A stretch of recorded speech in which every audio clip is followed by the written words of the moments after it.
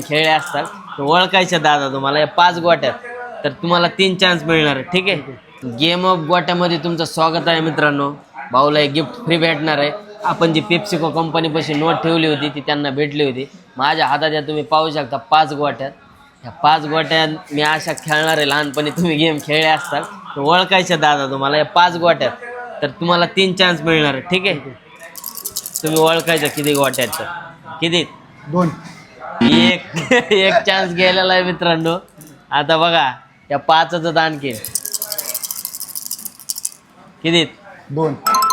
आयला भाऊनी बरोबर ओळखलंय. हे बघा या 2 गोट्यात दिसतंय ना, 2 गोट्यात. तर भाऊला आपल्याकडून हे छोटंसं गिफ्ट फ्री मिळणार आहे.